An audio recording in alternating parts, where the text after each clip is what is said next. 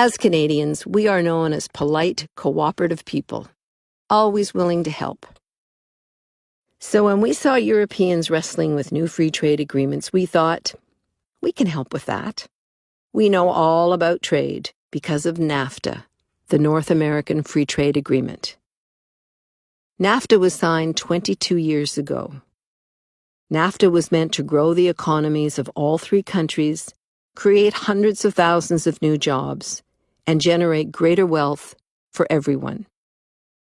But it didn't happen. Canadian manufacturing jobs began moving to the U.S., where labor standards are lower. The Caterpillar Corporation used to build locomotives in Ontario. 6 years ago, Caterpillar demanded its employees take a 50% pay cut. When they refused, Caterpillar moved its production line to Indiana.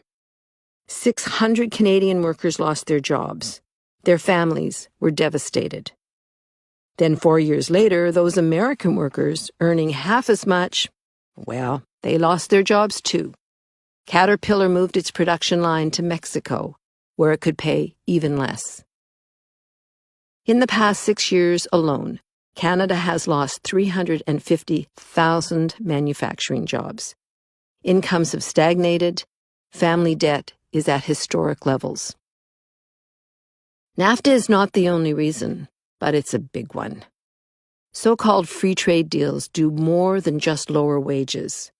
They lower standards for food safety, health, and the environment. It's what trade agreements like CETA and TTIP call harmonization. Harmonization usually means reducing regulatory standards to the lowest common denominator. And that's not all. NAFTA gave corporations special rights that are in CETA and TTIP too. Let's say a government puts in a new government regulation. Under NAFTA, if a foreign corporation feels it will hurt its future profits, they can sue. Unlike everyone else, corporations don't have to go through the normal legal system. They get their own VIP system. They can ask special investor-state dispute settlement panels, ISDS for short, to arbitrate. The panel arbitrators are paid thousands of euros a day. It's a lucrative business for an elite cadre of lawyers who call themselves the club. On average, governments pay 4 million euros just to defend themselves. Under NAFTA, Canada has been sued 37 times. It's the most sued developed country in the world. So far, the Canadian government has paid out 135 million euros, mostly to American corporations. Cases worth 1.75 billion euros are pending. Once upon a time, Canada banned imports of gasoline containing MMT. It's a suspected neurotoxin. Through NAFTA, an American company, Ethyl Corporation, forced Canada to reverse its ban.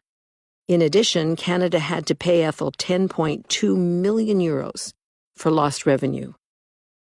An energy company is suing the Canadian government for 152 million euros. This is because the province of Quebec put a temporary ban on fracking under the St. Lawrence River. But didn't we hear that the EU Commission changed ISDS? Well, they changed the name. Now they are calling the 3 arbitrators judges, and they will be selected differently. But a fresh coat of paint doesn't change the basic problem. Foreign corporations would still have rights that no one else has. But in NAFTA, those were big, bad American companies, right?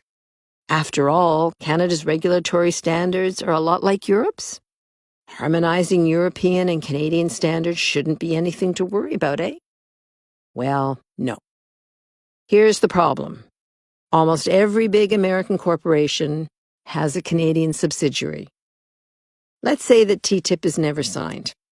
Through CETA, nearly 42,000 American corporations could use their Canadian subsidiaries to challenge the EU's environmental, health, and labor standards.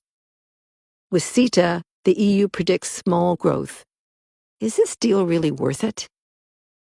These trade deals put our democracies at stake. On both sides of the Atlantic, we are uniting to defeat these deals. We can stop CETA, and we need to do it now. Join us.